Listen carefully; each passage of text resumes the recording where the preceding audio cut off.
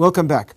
Jeff, in fairness, it's not just Num who said things. Let me play you a clip about what you guys have been saying about them, because it's within the context that Gavin's talking that I want to probe this further. Prepared to sit with any stakeholder leadership in order to resolve the issues, but they never done that. NUM has came in the printing media saying they cannot sit with the, cannot meet the violent union. So where's the space for AMCU? See, you're blaming them. Now, I'm asking this. Surely to goodness, as Gavin says, you've got to put these divisions behind you. You've got to say, they exist, you exist, whatever they may have said, you guys are going to have to work together if he's right and we're going to get a restructuring. I'm not for one moment exonerating the chamber, but that's not my interest this evening. It's that kind of rhetoric that worries me. Yes, I think from the statement of our president, it is very clear that it is invitational. He is inviting NUM to reconsider its position. I think we can give examples from sunset to the next day, where we have been banned, unable to operate. When NUM had power then, right from Barberton mines, we were barred entry. Mr. Peter Bailey is quite economical with the truth. He knows exactly. But you see, I didn't even have to show a clip if you're going to start saying that. No. That is just a phrase. Not just a phrase, but carry on. I think it's just economical with the truth. The fact of the matter is this, that in terms of the resignation, in terms of the members, we have tried our best in other areas where they were strong, and they could not. They closed their offices. Our members could not have a chance to resign. So, unfortunately, cannot come today and say that they still need the verification of those forms. So what I'm really asking you is this. Leave aside the technicalities. I'm a lawyer, I suppose I should be interested in them, but I'm not for the moment. What I'm really interested in knowing from both of you is, how do we move forward?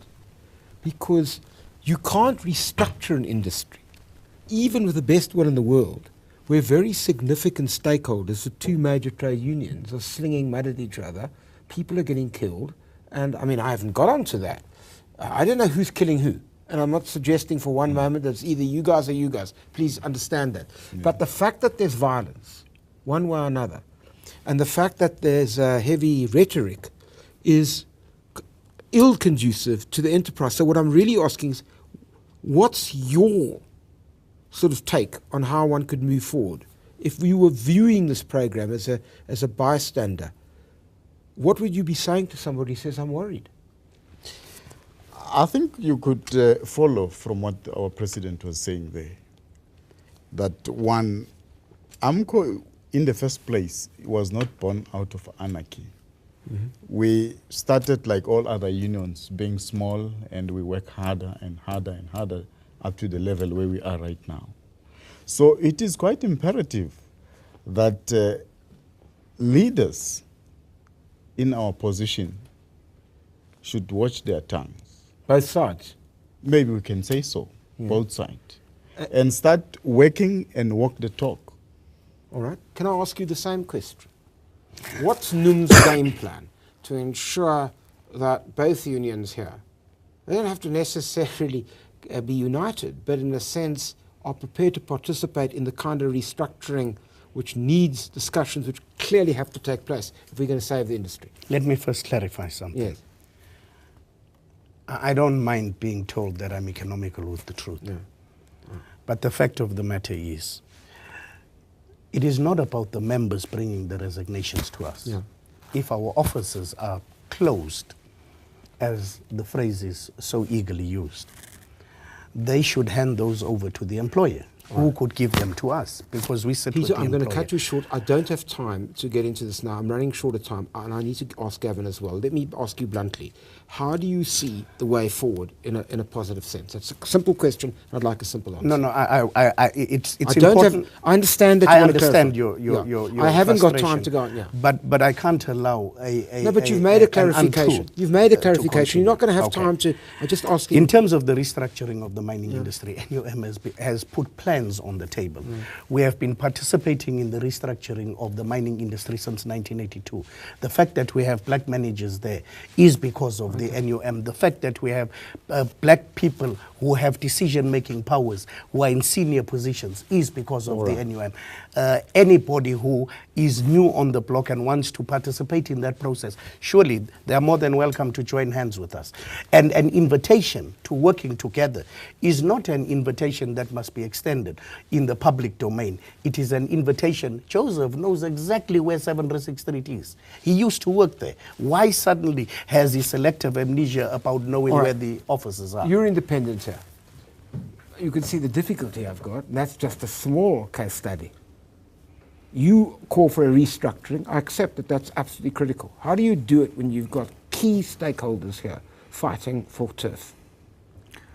Well, I think there's some basic rules on any restructuring process, and the first is that we need all stakeholders to participate in it.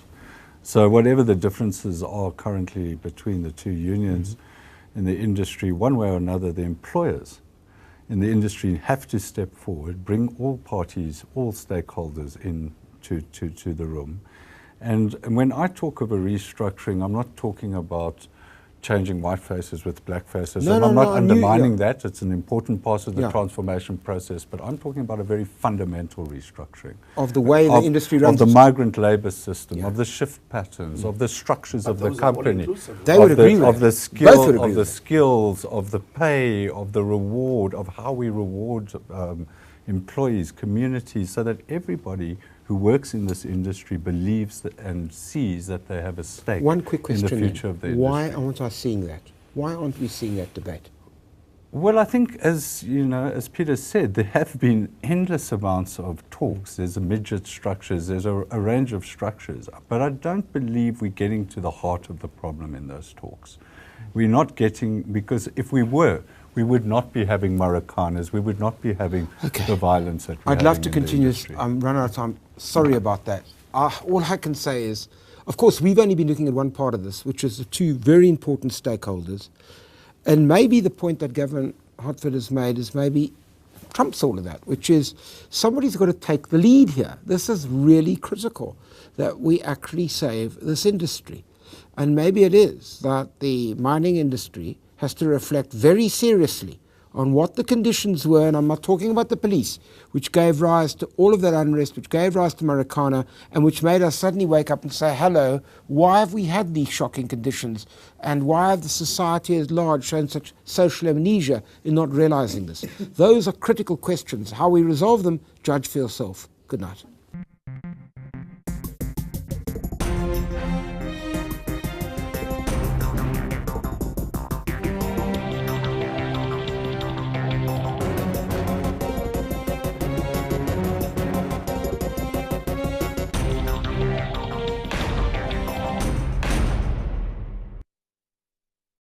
News that moves. ENCA.com.